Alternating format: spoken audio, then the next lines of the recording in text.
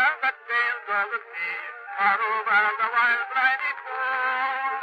For the ocean and different sails upon high is just like a bird on the wing. And when the shadows of evening draw nigh, he'll sail to my window and sing. Come take a trip in my airship. Come take a sail among the stars. Come have a ride around Venus. Come have a spin around Mars. No one to watch while we're busy. No one to see while we school. Come take a trip in my airship and we'll visit the man in the moon. Will the audience... Hey, greetings, loyal airmen, and welcome to the Airship 27 podcast for April, number 74. We're getting close to the big 75. We're not going to jump ahead, okay? Anyway, anywho, and anyhow, of course, I have to welcome my co-host and co-anchor, Chief Engineer Rob Davis. Hey, Rob, how you doing, buddy? Doing all right. Keeping on during COVID. Did you got all your shots? Haven't you by now? Yeah, I got stamped or got poked twice with the Moderna. Yeah, and so everyone in this household has now been shot, and so let's get everybody else into this. Please. So we can all get back to the new normal. I'm sure it's going to be different, but let's get back to where let's go to conventions. Let's go out to dinner. I mean, come on. Post-COVID, please, folks. Okay, help us all out here. Okay. Yeah. And you know what? I've met a few people who are stubbornly refusing, and as their right. Okay, it's as their right. Okay, this is still a free country, people. All right. Yep. But here's the thing. Okay. Do that, but the rest of us are going to commit to helping everyone. Okay, this isn't about you. It's about your family, your friends, and your neighbors. Give that a second thought. All right. I mean, really, because the logic of not having it really doesn't hold up. It isn't. Okay, it's been proven. Millions of people now have had it across the state, across the world. All right. And look, there are one or two effects, but we knew that was going to happen. That's just the normal routine for a new drug. Yeah, but there were some bad effects in your family from what you were telling me. That right. your immediate family. My son and his wife's second shot. The day after, they were miserable. Let me tell you, it can be rough. Okay? It can be rough, but COVID's worse. That's what I was telling Valerie just that the other day. We were talking about that, and I said, hey, you know what? I'll take being sick to being dead any day of the week. Okay? Or dying, or on a ventilator. Okay. I don't want to. I've been in the hospital. I don't want to go back until I absolutely have to. I think I don't know if I had mentioned it or not. I just came back from Florida where on vacation I met up with my younger sister and my brother-in-law, Norman. Both of them had come down with COVID like a little over a month ago. And eventually, they thought they were doing all right. They'd seen the doctor. They were quarantining and doing everything they had to do. Right. And within almost, I think, 2 weeks later, they thought they were pretty much past it till one night my brother-in-law got up and had a hard time breathing, was in pain. My sister called the hospital, rushed him to the hospital, and he had a blood clot in his lungs. Yep. Thank the good Lord, they were able to treat it, to pass it, to keep him alive. And the following day, by the end of the day, he was allowed to go home again. Yeah, clots can really mess you up. They can really mess you up. That's report. Yeah, it's that's why when they found those that there were a few people that got them with the Johnson & Johnson, they paused it for a while to make sure that it was kind of a 1 in a million thing. So and they're going to be side effects no matter what medication you take. Right. It's just so, but they're so livable that it's ridiculous for the most part. There's been a few people that it has really hit them hard, and in some cases the blood clots actually killed some people. Yeah. But it's a very small number. Most of us are going to be just fine. We're going to have to put up with some being uncomfortable for a couple of days, sometimes up to a week. I've known some people after the vaccination, they've felt like, excuse the word, they felt like crap for a whole week. Oh yeah. So, but yeah, fortunately mine was only a couple of days, and it was just like blah. I had a couple of blah days. So I was very lucky in that respect. Some people it's really hard. But anyway, we should get past this and we should get and we're gonna stick with the health bit a little bit longer, sadly. Yes, because some somber news, which nailed us, really hard, and it had to happen when I was on vacation. Yeah. I logged on one day. I had my wife's laptop with me and logged on one day and discovered that our good friend and colleague and one of the finest writers I've ever known, Derrick Ferguson, had suddenly passed away.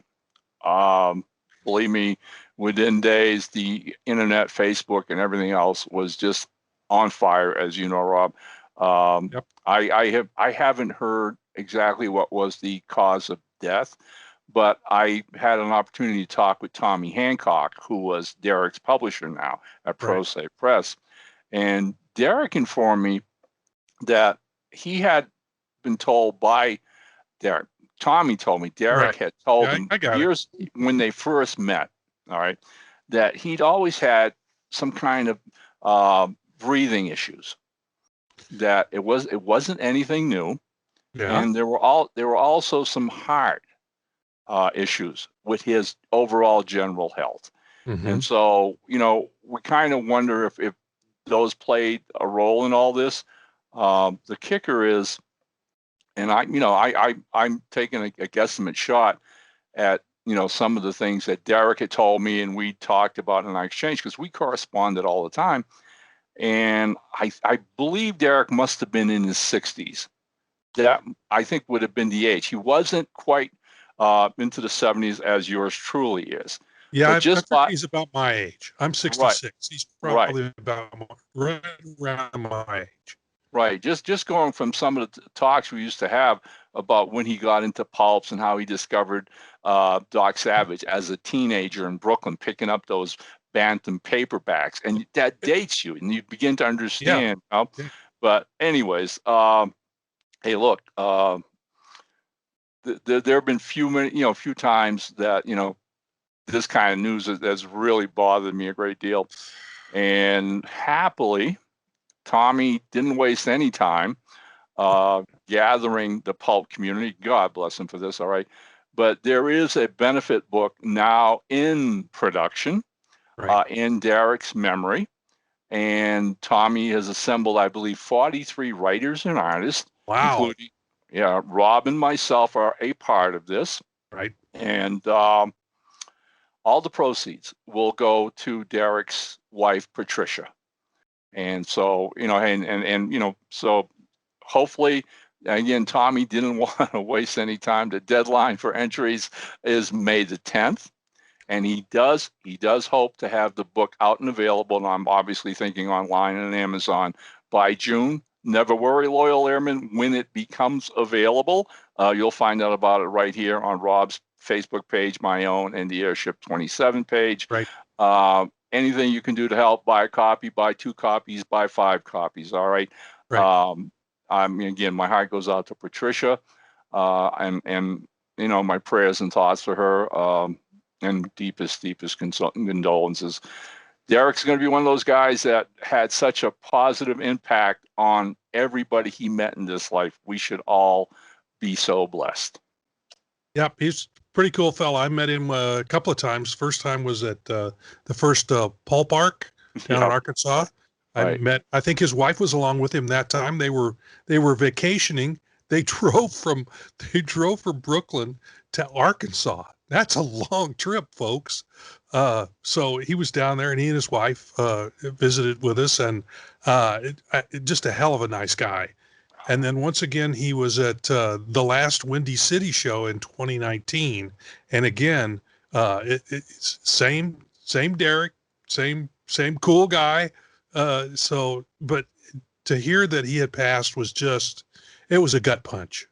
Yep. For those of us who met and knew him, it was a gut punch. It really was. So again, if you can help out, purchase this book that's coming up. It has Tommy given it a name yet, or is that?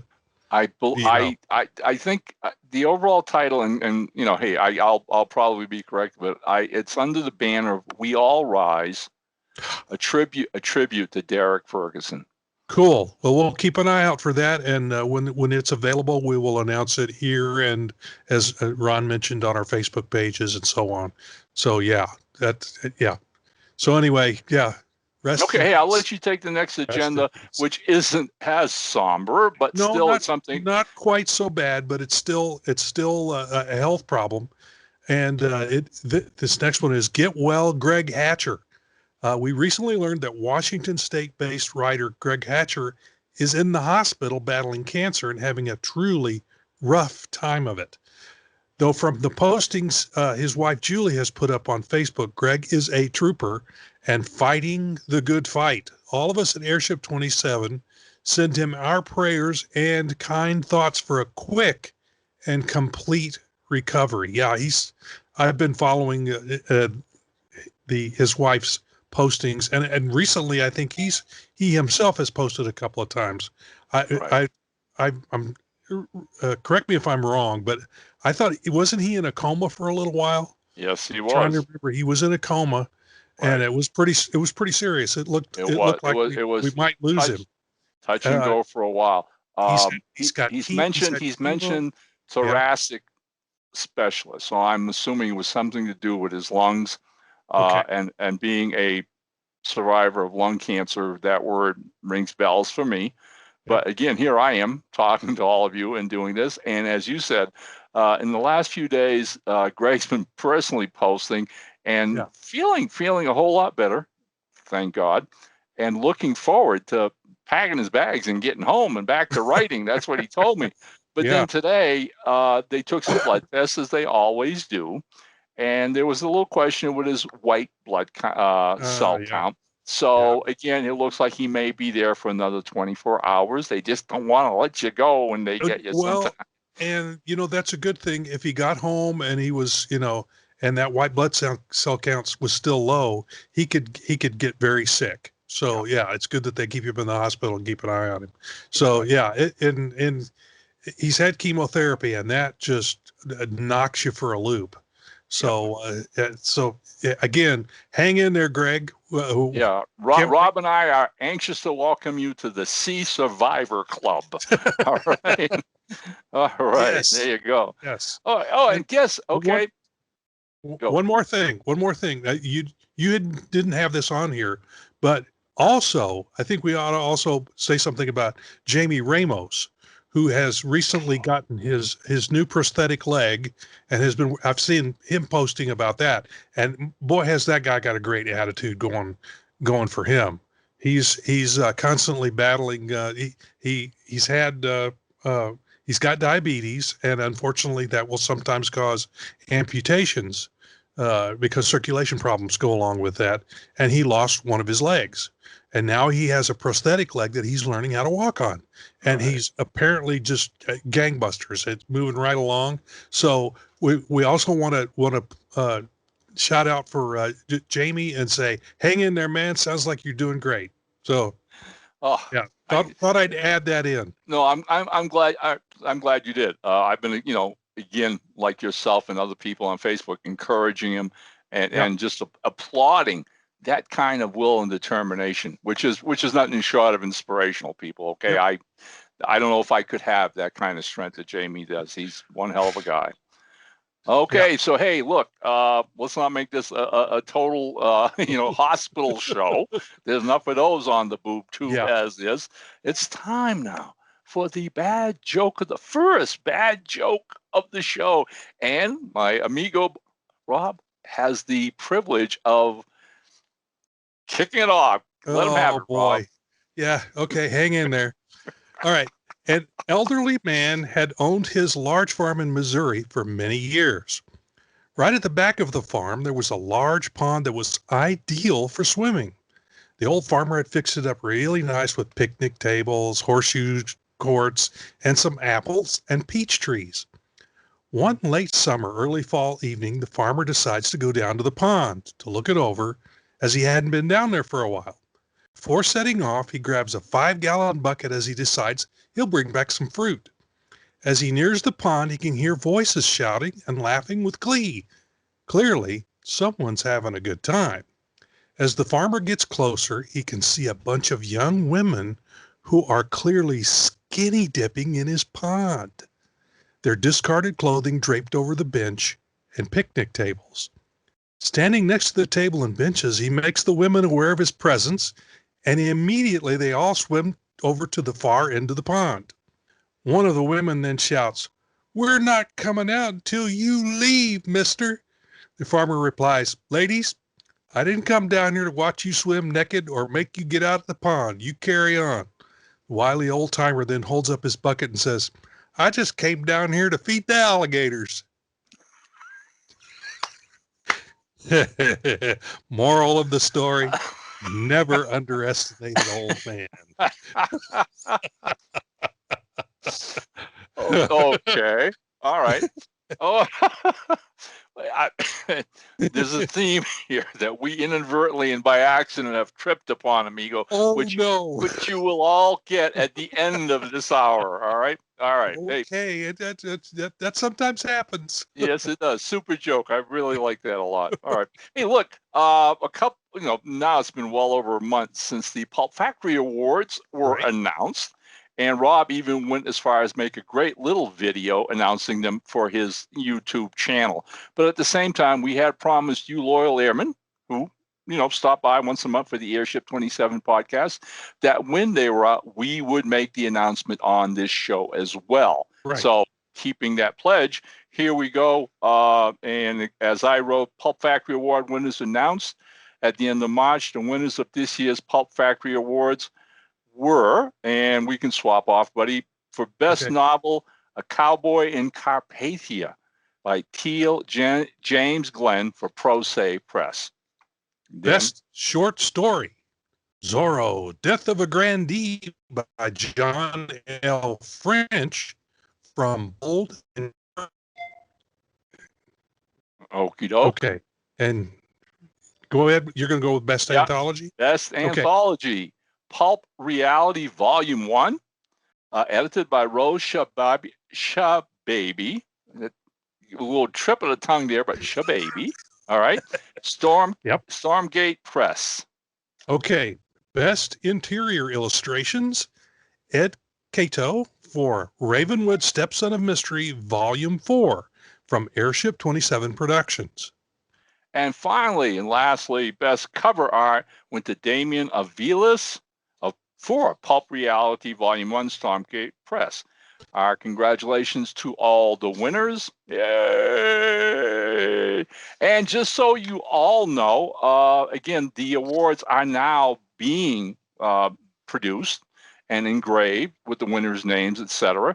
And as soon as they are completed, they will be mailed directly, thanks to award committee members Gordon Demowski, Van Alan Plexico, Jonathan Sweet. They will be mailed to the recipients themselves, but we can't let this segment go without always giving a big thanks to Tom Brown and Radio Archives who sponsored these awards. Absolutely. They pick up the tab for every penny, not only in the making of the awards, but due to COVID and whatever and no conventions, they have to be mailed out. And I think the last one we did last year in 2020, we had a winner in England. And this time, Aviles is Mexican. And let me tell you, mailing overseas is not cheap. Even just across the border to Mexico and Canada. Right.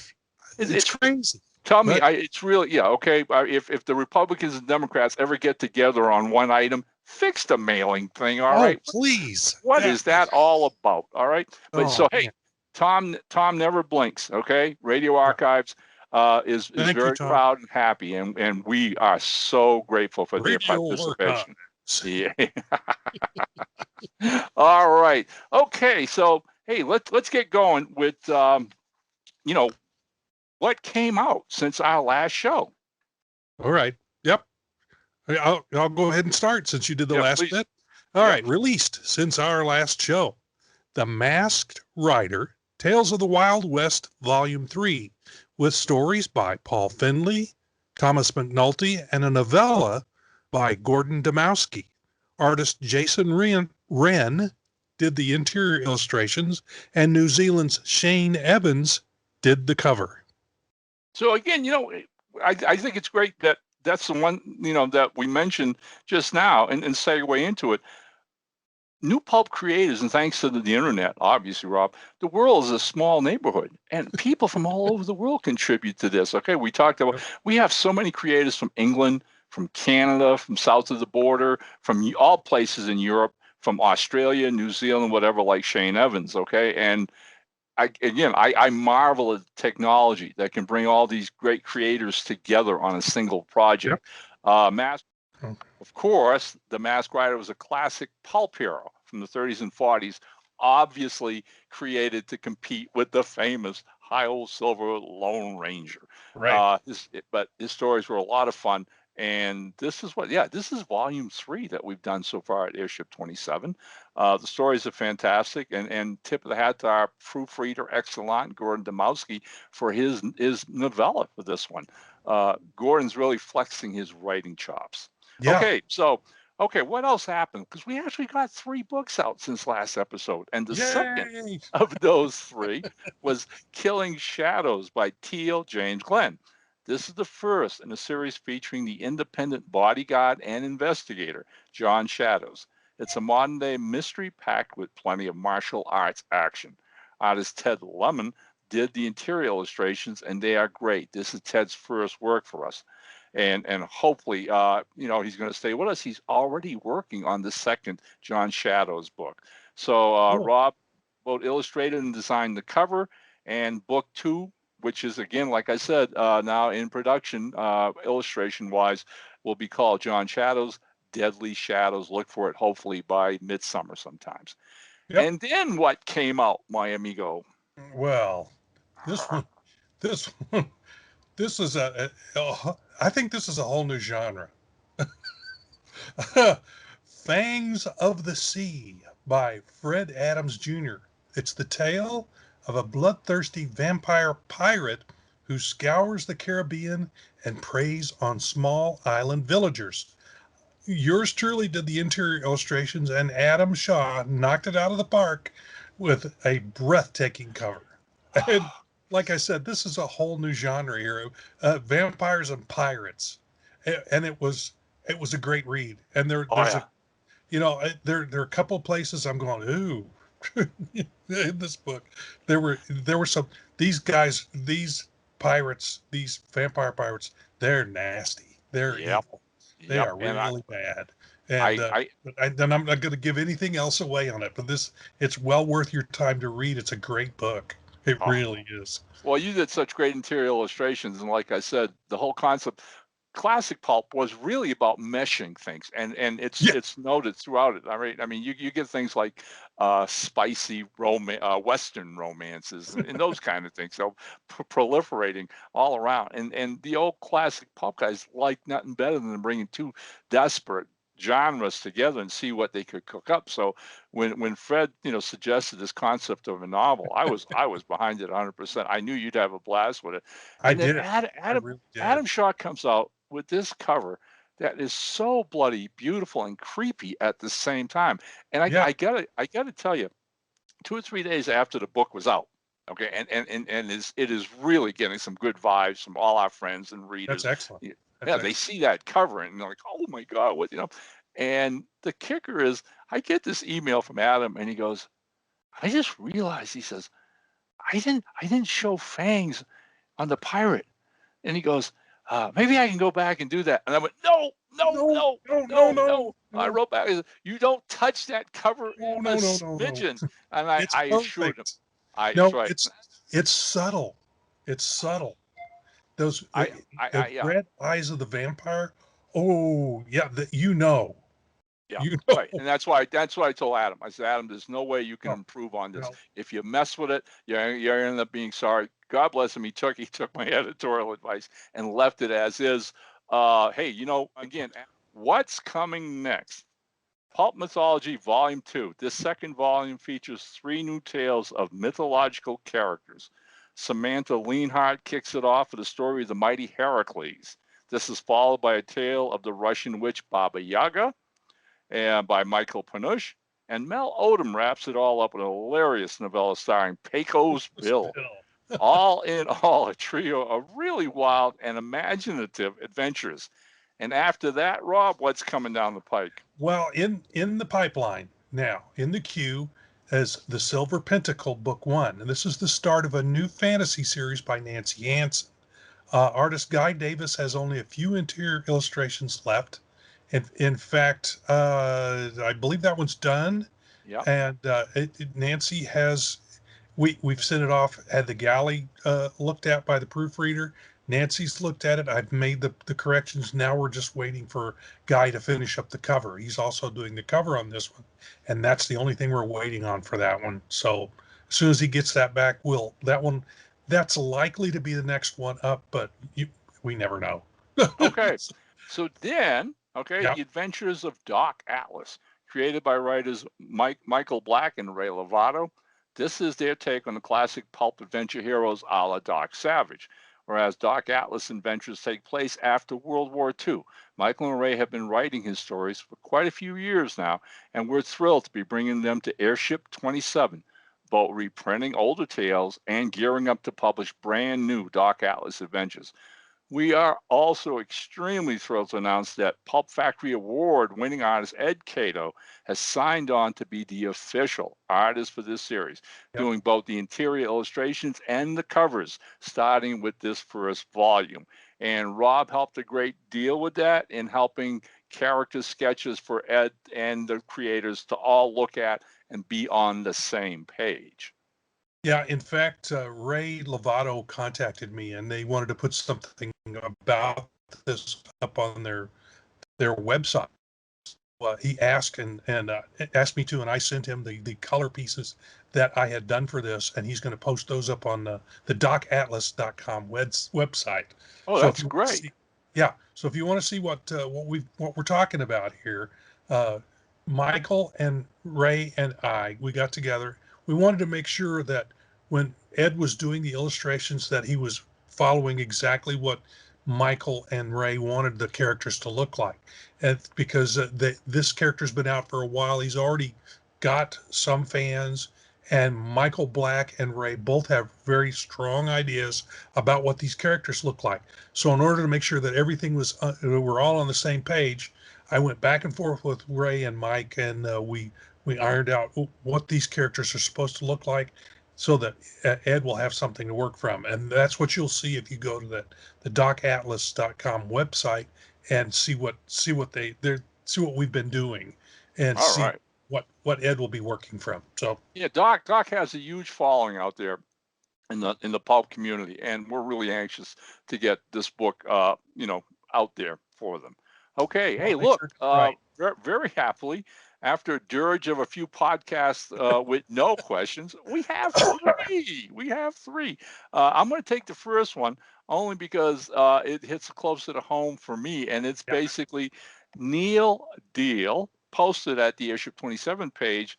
What about the return to the Lost Universe? Well, for those of you unaware, the Lost Universe was the title of a comic book that I wrote for Techno Comic God ages ago, based on a Gene Roddenberry unsold television pilot for a new science fiction series that he never got no producers bid on it. And after his death, his widow, the then Magil Barrett, who's since passed as well, sold it to these people at Techno. And I got a real fine opportunity to see, Roddenberry's own notes. They sent me the package. That was fascinating. Wow. Yeah. And so from that, we based the whole concept of the comic. I illustrated it. Artist Mike Harris did the illustrations, and it lasted for a year, as long as Techno was around. And I'm very happy that, I don't consider it my shining work in the field, but every now and then at conventions, some fan will pop up with an issue and ask me to sign it. So to answer your question, we can't do Lost Universe. Nope. It's copyrighted. And right. And I believe Badgett and Roddenberry, or from past marriage, but I believe Roddenberry had a son. Yeah, because I've seen his name Yeah. with the new Star Trek shows on Right. television, and He I was would a hazard co-producer, to I get think, on Picard, if I remember correctly, right, but and also Picard or Discovery. And Discovery. yeah, I don't know if his name is actually Rod, but he's called Rod Roddenberry, if I recall correctly. And yeah, he's still out there. He's probably the one that has the rights to that. Right, So that you have he to, would have inherited the estate. yeah, So as much as it would be nice to get that into comic form again and do something with it. I don't foresee that yep, happening yep, in the near future. Never mind the fact that I've got way enough projects in front of me as Rob does as well. Okay, yep, yep, so you yep, yep. take the second question, my All friend. right. Yeah, this one, and we kind of answered it already. We did. Uh, any updates on the Doc Atlas stories? Well, yeah, we just did it. Anticipated releases, etc. Yeah, Ed's gonna. I think what we're gonna do is we're gonna go reprint the existing stories first.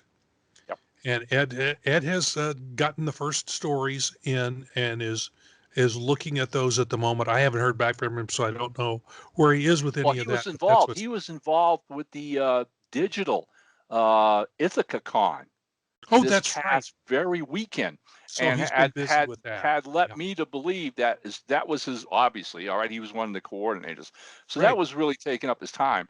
But I'll he bet. led me to believe that after getting your really great sketches and having the manuscript and the stories, that once the con was behind him, Right. he would be devoting his time to getting those Yeah, I illustrations had done. forgotten all So about Ithaca Con. Yeah, yeah. Because he was pushing that on Facebook. right. It was almost entirely online. Unfortunately, Uh, I couldn't join in, but it looked like a lot of fun. yeah. I can't wait till we can do the real thing.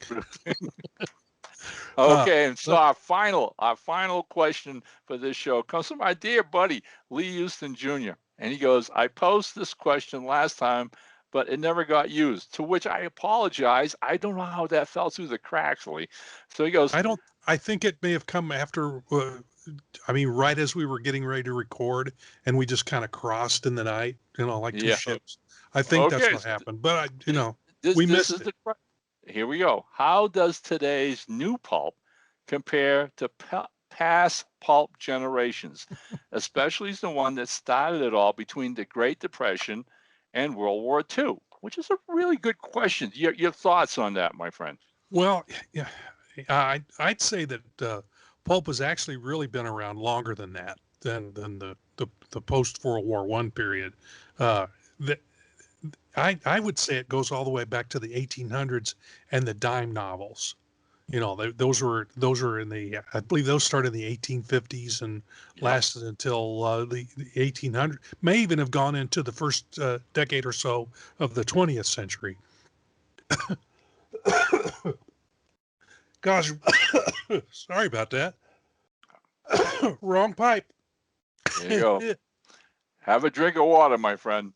Yeah, I Yeah, mean, I'll you're have to. talking about the dime novels Yeah, here, and in England, we know for a fact during the Victorian age, the penny dreadfuls were right. very, very popular, and those are all precursors of the pulps. But I Right. think Exactly. Lee's focusing on what we consider the classic pulps in this country, which would be the late 20s to the mid 40s. Okay, and wanting to have some idea of a difference between those pulps and what we're producing today in new pulp.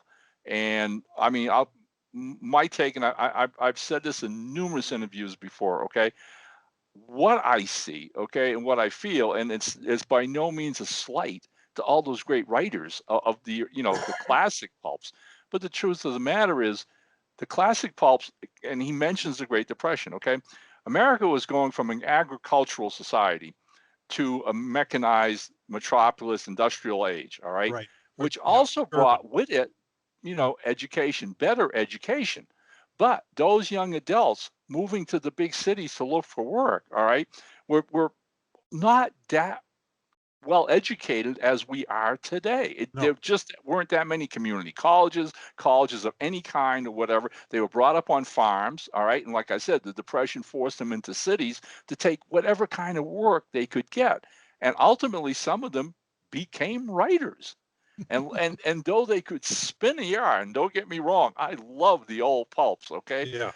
They're just not sophisticated and the English just doesn't hold up to what today's new pulp writers are doing, because they've had the benefit of a lot more English classes from high Absolutely. school onto college and whatever. So you're seeing a little bit more polished, but I'd like to think it's the same action-packed adventure, colorful heroes and villains that we pay homage to, let me say, to the Right. classic pulps. So yeah, that's pretty much what I was going to say. It's that the people doing it today are better educated, and there's a higher level of literacy and to what's being done in new pulp today. Again, that's nothing against the guys that wrote back at that time, but it's obvious if you look at both. There were a lot, and if you look at, they were trying to. If you look at pictures from back in the pulp era of a newsstand, and you see all those magazines, those came out weekly. And how do you fill all those books? How do you fill all those magazines? There's gonna be a lot excuse me, gonna be a lot of crap in there. There's gonna be some bad writing. They were trying to fill it, but we don't have to do that these days. We have time to polish it up, make it a little bit better, edit, proofread it. You're still going to miss typos and stuff. It's the old story about opening up a book when it comes in the box from Amazon, cracking it open, and on the very page that I open it up to, I find a typo. But there were a lot more of them back then because they were pumping those things out every week. So you're going to have there's going to be some trash. There's going to be some stuff that's not and I concur what Rob just said. All right, I mean, on an average, I probably get about 2, 3, maybe even 4 short stories a month, and maybe interspersed with that a novel. But I have the luxury of spacing that out as to how I read and edit, where those editors didn't. Okay, they were working at a timetable. And Rob said they had to fill pages. And let me tell you, when an editor, had, like maybe 4 or 5 titles to fill every single month, believe me, all right, if the grammar wasn't what it should be, so what? Put it on the page and get it out the out the door. So yeah, and that's really the only real change, because again, like I say, I hope that that our listeners understand, and those people who've never tried new pulp would go out and give it a shot, because our colleagues, and not only Airship 27, but everybody, Pro Se and White Rocket, and all the guys, all right, Stormgate Press, which is really making a name for itself in the last couple of years, all right, we're all really indebted to those writers and artists from the golden age, and we want our work to reflect what they created, what they set up. Okay, so we are standing on the shoulders of giants, all right, and we should make it better. For them, respect them and honor what they created. We should do no less than make it as good as we can make it. Yep, that's it. All right, that's the difference. Okay, now normally at this point in the episode, I'm going to say, is there anything new? But hopefully, all right, we're going to get through this one. Skype, the internet have been acting up on us a little bit, and Rob's going to have a little bit of editing to do. This is going to be real interesting to edit together. Yes, there'll be some cuts. So yeah. Right. So if you see a rapid cut, that's what's going on. And then I tried to swallow my tongue. We're going to jump to my bad joke, because we got to get it in, and then we'll bid you all adieu.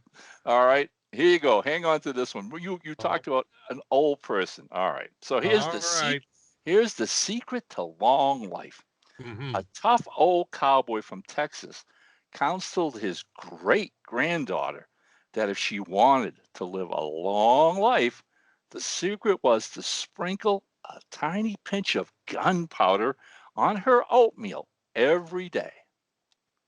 Well, Betty, the granddaughter, did this religiously until she died at the ripe old age of 106. All right. Wow. Leaving behind 14 children, 30 grandchildren, 55 great-grandchildren, and 25 great-great-grandchildren, and a 40-foot hole where the crematorium used to be.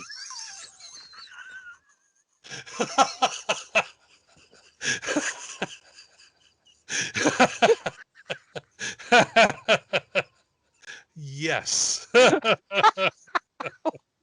Oh man. I did not see that coming. I should have. I did not see that coming. And the funny thing is, I've actually heard that that is an old remedy is to consume gunpowder. So there was some. It sounded reasonable. Oh, Lord in heaven. God save us. That was it. I searched high and low for that one. All right. I was coming up with some that we've used for the last few years and whatever. And then Yeah, that one hit me and it's I getting paused by hard. sheer laughing. You're right. It sneaks right up on you. So hey, what the heck? And hey, we got through it with a few ups and downs. Like Yeah, I there's said, going to be some hiccups in this one, unfortunately, but that's the name of the game. Right now, I think part of it is that we're having a kind of a windstorm here today. It's not raining, but it's high winds here, and I think that's knocking the wires around. And I live out in the boonies, yeah. in the woods, and the wiring will sometimes, if we have bad weather, it's going to slow down the internet. So that's probably what it is on my end. And it looks like we're doing fine now. I don't know, Yeah. but yeah, you know what? We made it through another episode of Airship 27's podcast. The hour you Sorry. can never Yeah, ever you get can back. never get it back. Hey, thanks all you loyal airmen Yep. for listening. Rob, go ahead and sign us Yeah, out. this is Chief Engineer Rob Davis signing off. And as ever, Captain Ron says, down ship. Yep.